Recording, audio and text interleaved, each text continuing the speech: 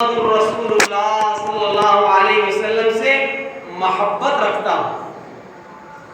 قال النبی صلی اللہ علیہ وسلم المرء مع من احببت، کہ بندہ قیامت میں اسی کے ساتھ اٹھایا جائے گا کہ جس کے ساتھ وہ محبت کرتا تھا۔ اس مختصر تمہید کے بعد دنیا کے لاکھوں کروڑوں ایسے نفوس قدسیہ گزرے ہیں جو سیدنا محمد رسول اللہ صلی اللہ علیہ وسلم پر اپنی جان چھڑکتے تھے، جن کے لیے رسول اکرم صلی اللہ علیہ وسلم جگر کے ٹکڑے کی حیثیت رکھتے تھے، جو رسول اکرم صلی اللہ علیہ وسلم کی خوشی کو اپنی خوشی سمجھتے تھے، جو رسول اکرم صلی اللہ علیہ وسلم کی تکلیف سے بلبلا اٹھتے تھے، کرا اٹھتے تھے، آپ صلی اللہ علیہ وسلم کی تکلیف کو اپنی تکلیف محسوس کرتے تھے، جو حضور اکرم صلی اللہ تعالی علیہ وسلم کے اوپر اپنی جان چھڑکتے تھے، جن کو اپنی جان سے زیادہ رسول اکرم صلی اللہ علیہ وسلم کے ساتھ محبت تھی۔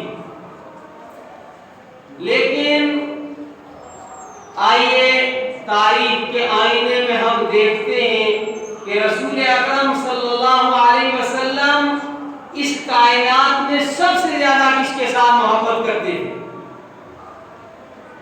ایک سائل نے سوال کیا، یا رسول اللہ صلی اللہ علیہ وسلم، آپ کو مردوں میں سب سے زیادہ کس سے محبت ہے اور آپ کو عورتوں میں سب سے زیادہ کس سے محبت ہے؟ یہ بھری پڑی کائنات اس وقت بھی اور آج بھی رحمت دو عالم صلی اللہ علیہ وسلم کے ساتھ انتہائی والہانہ محبت کرنے والے کروڑوں میں ہیں، لاکھوں میں ہیں، انسان ہیں، حیوانات ہیں، لیکن دیکھنا یہ ہے کہ وہ خوش نصیب کون ہے جو رحمت دو عالم صلی اللہ علیہ وسلم کی نگاہوں میں سب سے زیادہ محبوب ہے، پیارا ہے، چہیتا ہے۔ جناب رسول اکرم صلی اللہ علیہ وسلم نے فرمایا کہ عورتوں میں سب سے زیادہ مجھے محبوب سیدہ فاطمہ الزہرا رضی اللہ تعالی عنہا ہے۔ یہ وہی فاطمہ ہے جو سیدۃ النساء العالمین ہے، جو سیدۃ النساء اہل الجنہ ہے، کریمۃ الطرفین ہے، زاہدہ ہے، صابرہ ہے، البتول ہے، الراضیہ ہے، المرضیہ ہے اور زہرۃ النبی ہے، نبی صلی اللہ علیہ وسلم کے چمنستان کا پھول ہے۔ اور فرمایا مردوں میں مجھے سب سے زیادہ محبوب البتول الزہرا فاطمہ رضی اللہ تعالی عنہا کے شوہر سیدنا حضرت علی رضی اللہ تعالی عنہ ہے۔ رسول اکرم صلی اللہ علیہ وسلم کی بنات طاہرات طیبات میں حضرت زینب، حضرت رقیہ، حضرت ام کلثوم رضی اللہ عنہنہ کا تذکرہ آپ نے سنا۔ سیدہ فاطمہ الزہرا رضی اللہ تعالی عنہا جناب محمد رسول اللہ صلی اللہ علیہ وسلم کی سب سے چھوٹی صاحبزادی اور سادات کے جو مشہور معروف بالاتفاق دنیا کے اندر اس وقت سلسلے چل رہے ہیں، وہ سیدہ فاطمہ رضی اللہ تعالی عنہا سے سادات فاطمی، سادات حسنی، سادات حسینی، سادات حسنی اور سادات حسینی، ان کی بھی اصل جو ہے وہ سیدہ فاطمہ الزہرا رضی اللہ تعالی عنہا ہے۔ نبی اکرم صلی اللہ علیہ وسلم کی حیات مبارکہ 35 سال کی تھی، آپ زندگی کی 35 بہاریں گزار چکے تھے کہ آپ کے گھر کے اندر سیدہ فاطمہ الزہرا رضی اللہ تعالی عنہا کی ولادت ہوئی۔ رسول اکرم صلی اللہ علیہ وسلم کی یہ وہ بیٹی ہے۔ عربوں کا دستور اور طریقہ اولاد کو دودھ پلانے کا یہ تھا کہ دیہات کی عورتیں انہیں لے جاتی تھیں اور دیہات کی صاف ستھری فضا میں ان کی بچپن کی پرورش کرتی تھی، انہیں دودھ پلاتی تھی۔ یہ بیٹی والدین کو اتنی محبوب تھی کہ سیدہ خدیجہ الکبریٰ رضی اللہ تعالی عنہا نے ان کو خود دودھ پلایا اور خود ان کی پرورش فرمائی۔ حضور اکرم صلی اللہ علیہ وسلم کے دکھ سکھ میں جتنی سیدہ فاطمہ رضی اللہ تعالی عنہا شریک رہی ہیں، اس میں ان کی انفرادیت ہے۔ سیدنا حضرت عبداللہ بن مسعود رضی اللہ تعالی عنہ فرماتے ہیں کہ ایک دن کعبۃ اللہ، کعبہ مشرفہ زادہ اللہ شرفا و کرامہ کے سائے میں امام الانبیاء خاتم النبیین محبوب کل جہاں سیدنا محمد الرسول اللہ صلی اللہ علیہ وسلم نماز ادا کر رہے تھے اور مشرکین مکہ کا ایک جتھا، ایک جماعت اور مکہ کے معاشرے کے بدماشوں اور گنڈوں کا ایک ٹولہ بیٹھا ہوا تھا اور وہ رسول اکرم صلی اللہ تعالی علیہ وسلم کو وقتاً فوقتاً تکلیف پہنچانے میں چوکتے نہیں تھے۔ اس وقت بھی انہوں نے آپس میں مشاورت کی کہ فلاں محلے میں فلاں بستی کے اندر اونٹنی ذبح کی گئی ہے اور اس کی غلاظت پڑی ہوئی ہے، کون ہے جو جا کر اس کو لائے اور لا کر جب محمد رب محمد کے سامنے کعبۃ اللہ کے سائے میں سجدہ ریز ہوں اور ان کے اوپر وہ اوجڑی ڈال دی جائے، وہ غلاظت ڈال دی جائے۔ بد نصیب اور ایک انتہائی شقیق ترین، خبیث ترین گستاخ رسول عقبہ ابن ابی معیط نے کہا کہ یہ میں کروں گا۔ چنانچہ وہ گیا اور کافی سارا بوجھ لے کر کے آیا اور رسول اکرم صلی اللہ علیہ وسلم جب سجدے میں تشریف لے گئے تو اس نے حضور اکرم صلی اللہ علیہ وسلم کی گردن مبارک کے اوپر وہ بوجھ ڈال دیا۔ حضور اکرم صلی اللہ علیہ وسلم سجدے میں ہیں، آپ کے اوپر اتنا بوجھ ہے۔ چنانچہ عبداللہ بن مسعود رضی اللہ تعالیٰ عنہ فرماتے ہیں میں چھوٹا تھا، اے کاش کہ اس وقت میں رسول اکرم صلی اللہ علیہ وسلم کی حمایت کی پوزیشن میں ہوتا، مجھے اس کی حسرت ہے۔ چنانچہ اس معاملے کی اطلاع ہوئی سیدہ فاطمہ الزہرا رضی اللہ تعالی عنہا کو، تو بڑے تیز قدموں سے تشریف لائیں اور آ کر کے اس بوجھ کو رسول اکرم صلی اللہ علیہ وسلم کی گردن مبارک کے اوپر سے ہٹایا۔ حضور اکرم صلی اللہ علیہ وسلم نے نماز مکمل فرمائی۔ اس دوران سیدہ فاطمہ رو پڑی اور انہوں نے ان کو کہا وہ ظالموں یہ ظلم کیوں کرتے ہو، ایک دن تمہیں اللہ کے حضور اس کا حساب دینا ہے۔ رسول اکرم صلی اللہ علیہ وسلم نے اس وقت بھی اپنی نماز مکمل فرمائی اور نماز کے بعد آپ صلی اللہ علیہ وسلم نے فرمایا اللہم علیکا بقریش، اللہم علیکا ابو جہل و عقبہ ابن معیط و فلاں فلاں فلاں، اے اللہ تو نمٹ لے ابو جہل سے، تو نمٹ لے ان قریش کے گستاخان رسول سے، عقبہ ابن معیط سے، فلاں فلاں فلاں فلاں سے۔ چنانچہ یہ ڈر گئے اور سہم گئے، چونکہ یہ سمجھتے تھے کہ کعبۃ اللہ، کعبہ مشرفہ وہ جگہ ہے جہاں دعائیں قبول ہوتی ہیں اور اندر سے حضور اکرم صلی اللہ علیہ وسلم کی رسالت پاک کی صداقت کو، حقانیت کو بھی یہ اچھی طرح جانتے تھے، مگر چودراہٹ کے ختم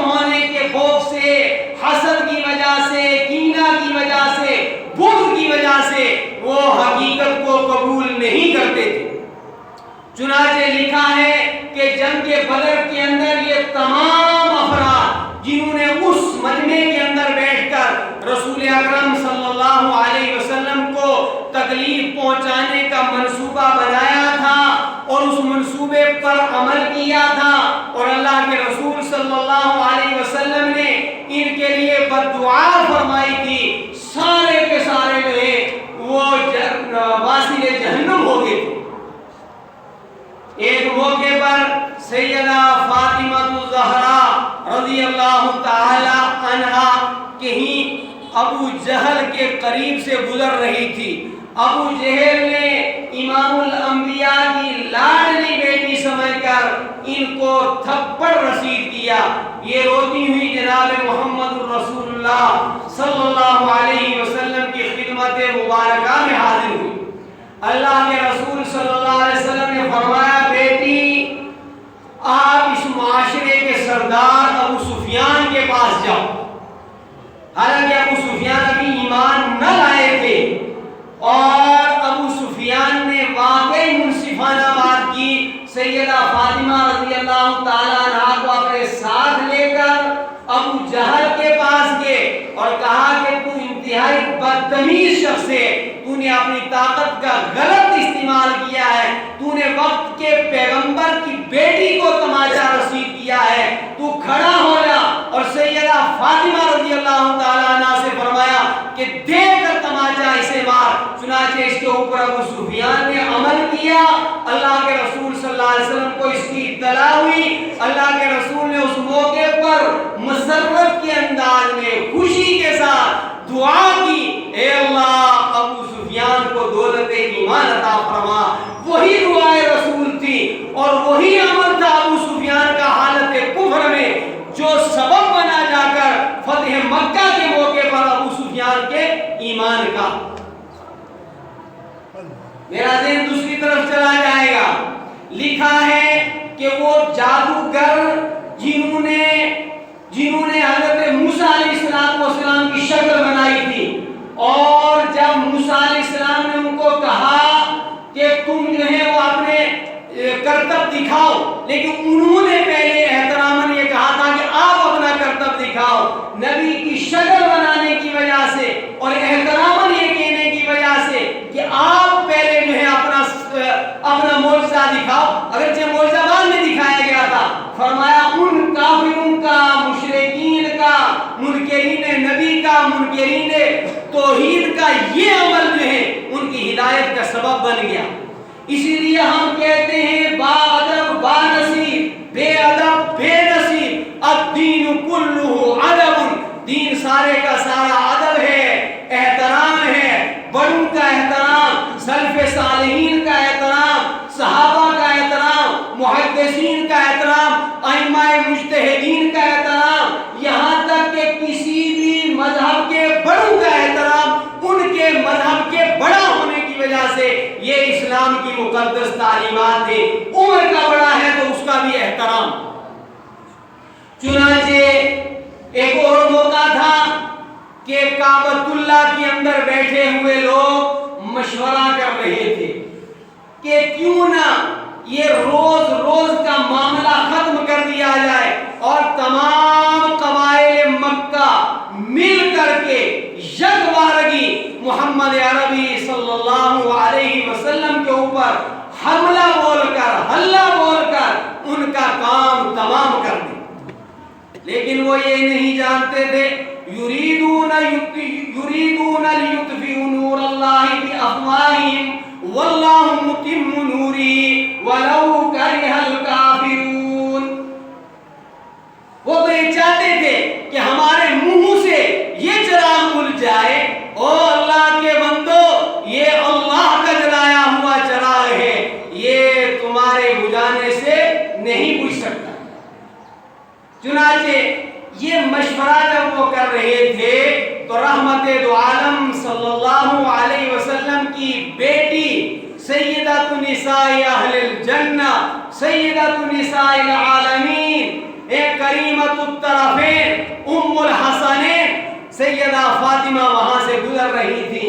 بہت گھبرا گئی اور جا کر اپنے والد بزرگوار رحمت دو عالم محبوب کل جہاں سیدنا محمد رسول اللہ صلی اللہ تعالی علیہ وسلم کی خدمت مبارکہ میں درخواست کی، معاملہ سنایا۔ ابو جان آج کعبۃ اللہ کے اندر بیٹھے ہوئے انسانوں میں سے چیدہ اور چنیدہ گنڈے بدماش لٹیرے آپ کے قتل کی سازش کر رہے ہیں۔ ابا کیا ہوگا اب؟ رسول اکرم صلی اللہ علیہ وسلم نے فرمایا بیٹی مت گھبراؤ، اللہ ہمارے ساتھ ہے۔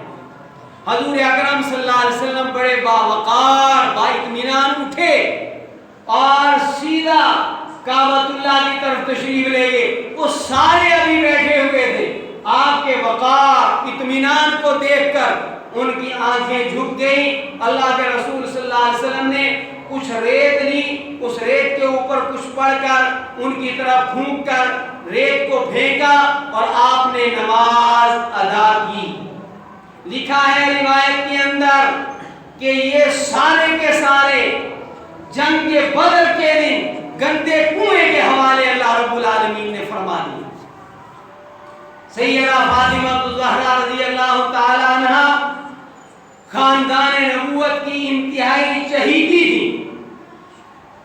حضور اکرم صلی اللہ علیہ وسلم کے ساتھ اس محاصرے کے اندر، اس بائیکاٹ کے اندر جو 3 سال کے طویل ترین عرصہ پر مشتمل تھا، جب صنادید مکہ نے یہ دیکھا، دشمنان خدا و دشمنان رسول نے یہ دیکھا کہ ہمارے 1000 جتن کے باوجود، ہماری 1000 کوششوں کے باوجود کہ یہ چشمہ آب حیات آگے نہ بڑھے، یہ کاروان علم و عرفان کے قدم روک دیے جائیں، ہمارے ساری کوششوں کے باوجود لمحہ بلمحہ، شب و روز، ماہ و سال یہ کارواں آگے بڑھ رہا ہے۔ اور اس کارواں کو تب بھی آگے بڑھنا تھا، اس کارواں حق و صداقت کو آج بھی آگے بڑھنا ہے۔ یاد رکھیں ایک دور آنے والا ہے جب سیدنا عیسیٰ علیہ السلام بحکم ربانی آسمان سے نزول فرمائیں گے، کائنات عالم کے اندر رائج تمام نظام ہائے باطلہ ختم ہو جائیں گے، ہر طرف جو ہے وہ عبدی سچائی حقانیت کا ڈنگا بجے گا اور توحید و سنت کے پھرے اطراف عالم کے اندر، اقصائے عالم کے اندر انشاءاللہ الرحمن لہرائیں گے۔ چنانچہ جب انہوں نے یہ فیصلہ کیا، نضر بن حارث ایک انتہائی شیطان قسم کا انسان تھا، اس نے کہا کہ ان کو روکنے کے لیے، ان کے مشن کو کمزور کرنے کے لیے میں ایک منصوبہ لیتا ہوں، میں ایک اسکیم بتاتا ہوں کہ ان کا معاشرتی مقاطعہ کیا جائے، بائیکاٹ کیا جائے، ان کے ساتھ لین دین نہ کیا جائے، رشتہ داریاں نہ کی جائے، ان کی خوشیوں میں شریک نہ ہوا جائے، ان کے غم میں شریک نہ ہوا جائے۔ اسلام کی مقدس تعلیم کیا ہے کہ ساری دنیا کے انسانوں کے غم کو اپنا غم سمجھو، وہ تمہارے مذہب کے ہوں کہ وہ دوسرے مذہب کے ہوں، وہ تمہاری زبان بولنے والے ہوں کہ وہ دوسروں کی کوئی اور زبان بولنے والے ہوں، وہ تمہاری نسل کے ہوں کہ کسی اور نسل کے ہوں، وہ تمہارے ملک کے رہنے والے ہوں کہ کسی اور ملک کے رہنے والے ہوں، ساری مخلوق ہر مومن کی خیر خواہی کی حقدار ہے۔ یہ تو ہے اسلام کی مقدس تعلیم۔ مجھے نہیں ملتا ہے تاریخ کے اندر کہ کسی نبی نے یہ اعلان کیا ہو کہ ان کا کھانا بند کر دو، ان کا پانی بند کر دو، ان سے بائیکاٹ کر دو، ان کے بیمار ہو جائیں تو ان کی عیادت مت کرو، فلاں فلاں فلاں فلاں فلاں۔ یہ نظریہ اور یہ طریقہ غیر اسلامی ہے، انسانوں کے ساتھ جو ہے وہ ناروا سلوک کو روا قرار دینا۔ بہرحال جب یہ اعلان کیا گیا کہ ہاشمیوں کا مقاطعہ کیا جائے، چنانچہ حضرات صحابہ کرام اور ہاشمی خانوادے کے بچے دودھ کو ترستے تھے، بڑوں کو کھانے کے لیے کچھ میسر نہیں تھا۔ اس مرحلے پر اپنی والدہ اور اپنے والد کے ساتھ سب سے زیادہ جو بیٹی چپکی رہی، چونکہ دوسری بیٹیوں کے رشتے بھی ہو چکے تھے اور دوسرے معاملات بھی تھے، وہ سیدہ فاطمہ الزہرا رضی اللہ تعالیٰ عنہا تھی۔ جب یہ بائیکاٹ ختم ہوا تو سیدہ خدیجہ الکبریٰ رضی اللہ تعالی عنہا مسلسل مسائل سے نڈھال ہو کر اپنے رب کے بلاوے پر سفر آخرت کی طرف روانہ ہو گئی۔ تو یہ غم بھی سیدہ فاطمہ کو ہے، مقاطعہ کا غم بھی ہے، والد بزرگوار پر مسلسل تابڑ توڑ حملے ہو رہے ہیں، یہ سارے مناظر جو ہے وہ دیکھ رہی ہیں۔ پھر حضور اکرم صلی اللہ علیہ وسلم کو جب رب کائنات کی طرف سے حکم ہجرت ہوا، آپ صلی اللہ علیہ وسلم تشریف لے گئے تو ام کلثوم اور سیدہ فاطمہ یہ مدینہ منورہ، یہ مکہ مکرمہ ہی میں رہ گئی۔ وہاں سے جا کر نبی اکرم صلی اللہ علیہ وسلم نے زید بن حارثہ کو اور ایک اور فرد کو بھیجا، وہ ان کو لے کر مکہ مکرمہ سے مدینہ منورہ گئے۔ وقت گزرا اور سیدہ فاطمہ الزہرا رضی اللہ تعالی عنہا کے لیے رشتوں کی بات چلنے لگی۔ رسول اکرم صلی اللہ علیہ وسلم کے ساتھ دامادی شرف کی حفظ کے اندر دامادی شرف کی فضیلت کے حصول کے لیے سیدنا حضرت ابوبکر صدیق، حضرت عمر رضی اللہ تعالیٰ عنہما نے بھی پیشکش کی۔ اللہ کے رسول نے فرمایا اللہ کے حکم کا انتظار کرو۔ چنانچہ روایت میں آتا ہے کہ مناسب سمجھ کر کے شیخین یعنی ابو بکر عمر رضی اللہ عنہما نے بھی حضرت علی رضی اللہ تعالیٰ عنہ سے فرمایا کہ تمہیں اس رشتے کے لیے حاضری دینی چاہیے بارگاہ نبوت۔ دوسری روایت میں یہ ہے کہ حضرات انصار جمع ہوئے اور انصار نے آپس میں مشورہ کیا کہ ہم علی کو یہ مشورہ دیں کہ وہ سیدہ فاطمہ کے رشتے کے لیے جو ہے وہ حاضری دے دربار نبوت میں۔ اور تیسری روایت یہ ہے کہ حضرت علی کی ایک خادمہ تھی، اس نے حضرت علی رضی اللہ تعالی عنہ سے پوچھا کہ آپ نبی اکرم صلی اللہ علیہ وسلم کی پرورش کے اندر ہیں، کیا فاطمہ کا رشتہ کہیں ہو گیا ہے؟ تو انہوں نے فرمایا مجھے تو معلوم نہیں۔ فرمایا پھر آپ کو رسول اکرم صلی اللہ علیہ وسلم کی خدمت مبارکہ میں حاضر ہونا چاہیے۔ چنانچہ حضرت علی رضی اللہ تعالی عنہ نے فرمایا کہ میرے پاس شادی کرنے کے لیے ہے ہی کوئی دولت نہیں ہے، میں کیسے پیشکش کروں، میں کیسے حاضری دوں؟ تو بعض روایت میں ہے کہ حضرات انصار نے اور بعد میں آپ کی خادمہ نے کہا نہیں آپ حاضری دیں، ہمیں امید ہے کہ یہ رشتہ آپ کے لیے قبول کر لیا جائے گا۔ چنانچہ ان حضرات کے ترغیب دینے پر اور ان حضرات کے شوق دلانے پر حضرت علی رضی اللہ تعالی عنہ بارگاہ نبوی میں حاضر ہوئے، لیکن وہاں جا کر زبان نہ کھول پائے۔ رسول اکرم صلی اللہ علیہ وسلم کی ہیبت، آپ کا وقار، آپ کی عظمت کے سامنے ہر ایک کے لب ہلے، اور وہ جو عظمت رسول سے آشنا ہو کوئی معمولی بات نہیں۔ اللہ کے رسول صلی اللہ علیہ وسلم کے کانوں میں شاید یہ بات پڑی ہوئی تھی، آپ نے فرمایا علی کیا تم فاطمہ کے رشتے کے لیے حاضر ہوئے ہو؟ تو انہوں نے سر ہلایا۔ اللہ کے رسول صلی اللہ علیہ وسلم نے فرمایا اہلا و سہلا و مرحبا۔ اس کے بعد حضرت علی رضی اللہ تعالیٰ عنہ واپس تشریف لائے۔ حضرات انصار نے اور آپ کی خادمہ نے پوچھا، فرمایا اللہ کے رسول صلی اللہ علیہ وسلم نے مجھے کوئی وعدہ تو نہیں کیا، یہ کہاں سن کر اہلا و سہلا و مرحبا؟ تو آپ نے فرمایا تمہیں خوشخبری ہو، یہ تمہارے لیے ہاں ہو گئی۔ پھر حضرت علی رضی اللہ تعالیٰ عنہ کو نبی اکرم صلی اللہ علیہ وسلم نے پوچھا کیا تمہارے پاس کچھ ہے؟ تو فرمایا میرے پاس تو کچھ بھی نہیں۔ رسول اکرم صلی اللہ علیہ وسلم نے فرمایا وہ زیرہ جو ہدیۃً میں نے تمہیں دی تھی وہ کہاں ہے؟ فرمایا یا رسول اللہ صلی اللہ علیہ وسلم وہ زیرہ میرے پاس ہے، لیکن مشکل اوقات میں اس سے میں کام لیتا ہوں۔ اللہ کے رسول صلی اللہ علیہ وسلم نے فرمایا جاؤ اسے بازار میں فروخت کر کے آؤ۔ حضرت علی وہ زیرہ لے کر چلے، راستے میں حضرت عثمان رضی اللہ تعالیٰ عنہ سے ملاقات ہو گئی اور اس سے پہلے حضرت علی رضی اللہ تعالیٰ عنہ نے فرمایا تھا یا رسول اللہ صلی اللہ علیہ وسلم وہ زرا تو 4 درہم کی ہے، اس سے کیا معاملات جو ہیں وہ انجام دیے جائیں گے؟ حضرت عثمان نے فرمایا زرا مجھے دو، 480 درہم میں زرا لی، زرا لی، پیسے ہمارے کیے اور زرا بھی واپس انہیں دے ہدیہ دے دی۔ اب یہ خدمت نبی صلی اللہ علیہ وسلم میں حاضر ہوئے، کچھ رقم اس میں سے نبی صلی اللہ علیہ وسلم نے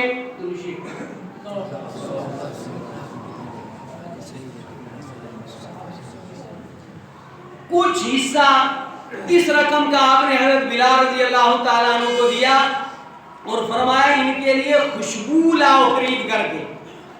بلکہ یوں بھی ایک روایت ہے کہ اس رقم کی زیادہ مقدار خوشبو کے خریدنے پر لگائی گئی اور باقی کچھ رقم شیخین کو دی اور فرمایا کہ تم کپڑوں کا انتظام کرو۔ حضرت عائشہ رضی اللہ تعالی عنہا اور ام سلمہ رضی اللہ ام ایمن رضی اللہ عنہا کو فرمایا کہ فلاں جگہ ہم نے فاطمہ کے اور علی کے لیے گھر کا انتظام کیا ہے، اس گھر کو صاف ستھرا کرو۔ سیرت کی کتابوں میں ہے کہ حضرت عائشہ فلاں مقام سے جا کر مٹی لائیں اور مٹی لا کے گھر کو لیپا پوتا۔ ہمارے ہم بھی پہلے مٹی لایا کرتے ہیں شادی کی تیاریوں کے لیے، وہ روایات خوبصورت روایات تھی۔ مٹی لائی گئی، اس کو تیار کیا گیا، پھر جب تیاری ہو گئی تو آپ نے فرمایا انصار کو بلاؤ، مہاجرین کو بلاؤ، شیخین کو خاص طور پر بلاؤ۔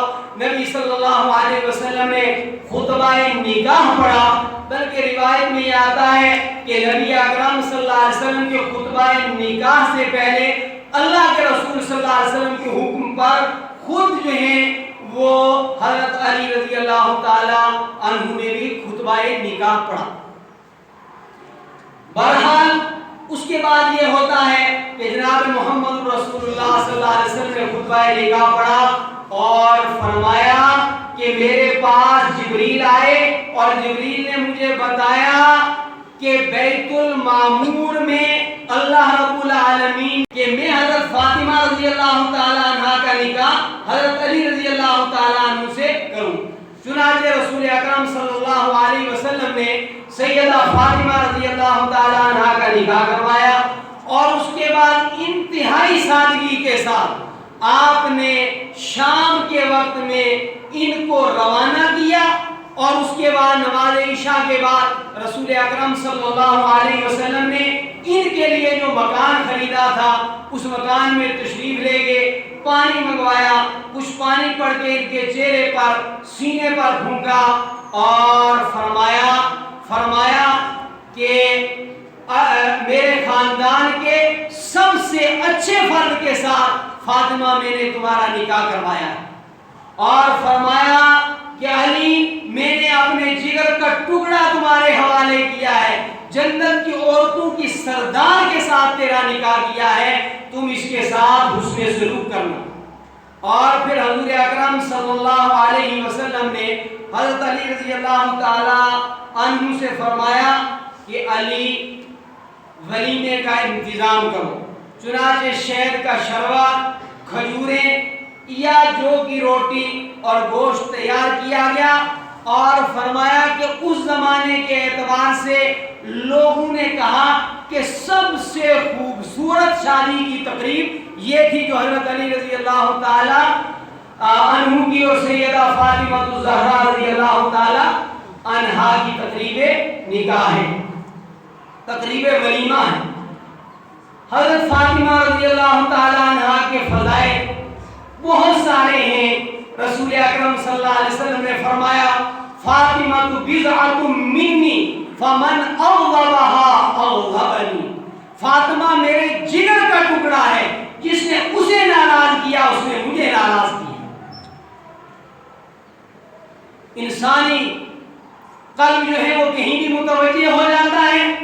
جب یہ خبر رسول اکرم صلی اللہ علیہ وسلم تک پہنچی کہ حضرت علی نکاح کرنا چاہتے ہیں تو آپ نے خطاب فرمایا کہ جس نے فاطمہ کو تکلیف پہنچائی اس نے مجھے تکلیف پہنچائی، جس نے مجھے تکلیف پہنچائی اس نے اللہ کو تکلیف پہنچائی۔ بیش بہا खूबियों की मालिक थी सैयदा फातिमा रज़ी अल्लाह ताला अन्हा। टाइम बहुत कम है। आप इतनी फैयाज थी कि किसी ने मसला पूछा कि 40 ऊँटों में से कितने ऊँट ज़कात के हैं। फरमाया अगर तेरे हूँ तो एक ऊँट और अगर फातिमा के हूँ तो सारे ऊँट। हज़रत फातिमा रज़ी अल्लाह ताला अन्हा फरमाती हैं कि हमारे घर एक दिन फाका गुजरा, फिर हज़रत अली रज़ी अल्लाह ताला अन्हु कहीं से इंतज़ाम करके लाए। तो हज़रत अली फरमाते हैं कि मैं भी खाने से फारिग हो गया, हसनैन भी खाने से फारिग हो गई, लेकिन फातिमा ने अभी हाथ के अंदर टुकड़ा लिया था एक फाका गुजरने के बाद और हमें खिलाने के बाद। जब तक बाहर से साइल ने आकर सदा लगाई, ए पैगंबर की बेटी मुझे खाने के लिए कुछ दे दे, मैं 2 फाकों से गुजरी हूँ। हज़रत फातिमा रज़ी अल्लाह ताला अन्हा ने अपने बेटे से कहा ये ले जाओ और उस साइला को दे दो, इसलिए साइला को, इसलिए कि मैंने एक फाका गुजारा है, उसने 2 फाके गुजारे। हज़रत फातिमा रज़ी अल्लाह ताला अन्हा हया की इंतहाई पेकर थी। ये मुस्तकिल मौजू। अल्लाह के रसूल ने फरमाया फातिमा सबसे अच्छी औरत कौन सी है? फरमाया जो न किसी गैर महरम मर्द को कभी देखे न गैर महरम उसको देखे। रसूल अकरम सल्लल्लाहु अलैहि वसल्लम के विसाल का वक्त करीब तर था। आप हाजिर हुई, अल्लाह के रसूल सल्लल्लाहु अलैहि वसल्लम ने कान में कुछ कहा, बहुत सारा मवाद रह जाएगा। बहरहाल रोने लगी, फिर कुछ कान में कहा, हंसने लगी। हज़रत आयशा ने पूछा बेटी क्या फरमा रहे थे अब्बा जान आपके? फरमाया जिस बात को अब्बा ने राज में रखा मैं भी उसे राज में रखूंगी। जब आप सल्लल्लाहु अलैहि वसल्लम दुनिया से तशरीफ ले गए तो हज़रत आयशा रज़ी अल्लाह ताला अन्हा ने फरमाया बेटी मेरा तेरे ऊपर जो हक है उस हक का वास्ता देती हूँ कि बताओ क्या फरमाया था नबी सल्लल्लाहु अलैहि वसल्लम ने? फरमाया पहले तो ये फरमाया कि बेटी हर साल जिब्रील एक मर्तबा मुझे कुरान सुनाया करते थे, इस साल 2 दौर मेरे साथ किए हैं, लगता है मेरा आखिरी वक्त करीब है। तो मैं ये सुनकर के रोने लगी। फरमाया दोबारा मुझे कहा कि मेरे खानवादे में सबसे पहले तुम मुझसे आकर मिलोगी। फरमाया इस खुशी के अंदर मैं मुस्कुरा दी। रिवायात हदीस में है कि रहमत दो आलम सल्लल्लाहु अलैहि वसल्लम के दुनिया से तशरीफ ले जाने के बाद कभी भी हज़रत फातिमा रज़ी अल्लाह ताला अन्हा मुस्कुराई नहीं। ऐसा गम था और ऐसी रंजीदा थी वो फुरकत वालिद में, और होना ही चाहिए था। फरमाया अब आपका वक्त भी करीब था। उम्मे उमैस ने आपकी बड़ी खिदमत की जो हज़रत अबू बकर रज़ी अल्लाह ताला अन्हा की बीवी थी। तो उम्मे उमैस से कहा एक दिन कि मुझे ये बहुत नापसंद है कि औरतों की मैयत भी इस तरह ले जाते हैं कब्रिस्तान की तरफ कि तमाम मर्द जो हैं उसके जिस्म को देख लेते। देखने से मुराद ये था कि वे लंबाई, मोटाई या पतलापन, मुझे ये पसंद नहीं है। तो उम्मे उमैस रज़ी अल्लाह ताला अन्हा ने फरमाया कि हमने जब हबशा की हिजरत की थी उस वक्त ये वहाँ देखा था कि वो लोग वो तने लाते हैं दरख्त के और जनाजे की जो चारपाई है उसके चारों कोनों पर उनको खड़ा करके मोड़ कर डोली की शक्ल बना देते हैं, ऊपर कपड़ा डाल देते हैं। तो फरमाया ये एक वक्त था जब हज़रत फातिमा रज़ी अल्लाह ताला अन्हा खुश हो गई वफात नबी के बाद और मुस्कुरा कर फरमाया हाँ ये बहुत अच्छा तरीका है, मेरा जनाजा रात को कब्रिस्तान की तरफ ले जाना और इसी तरह ले जाना। चुनाचे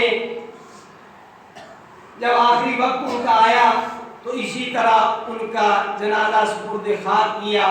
बाद रिवायतों में है हज़रत अली रज़ी अल्लाह ताला अन्हु ने आपका जनाजा खुद पढ़ाया, लेकिन ज़्यादा हज़रात का ये कहना है کہ حضرت علی رضی اللہ تعالیٰ عنہ نے فرمایا کہ ابو بکر رضی اللہ عنہ آپ کے ہوتے ہوئے میں جنازے کی امامت کروں؟ یہاں تو بے شرمی کی انتہا ہے، جس کو نماز جنازہ کا سبق ظالم کو نہیں آتا وہ بھی سوچتا ہے کہ پیشوا جنازہ میں بنوں، اور وہاں داماد نبی ہیں، نبی صلی اللہ علیہ وسلم کے محبوب ہیں، اور خود فرما رہے کہ خلیفہ وقت کے ہوتے ہوئے میں مناسب نہیں سمجھتا آپ چلیں اور نماز جنازہ، حتیٰ کہ خلافت ابو بکر سے امت مسلمہ کا جو طبقہ اختلاف رکھتا ہے ان سے بھی ایسی روایات ملتی ہیں کہ ابو بکر نے سیدہ فاطمہ رضی اللہ تعالیٰ عنہ کی نماز جنازہ پڑھائی۔ بہرحال وقت سے پہلے بات شروع کر دی، پھر بھی یہ موضوع مکمل نہیں ہوا۔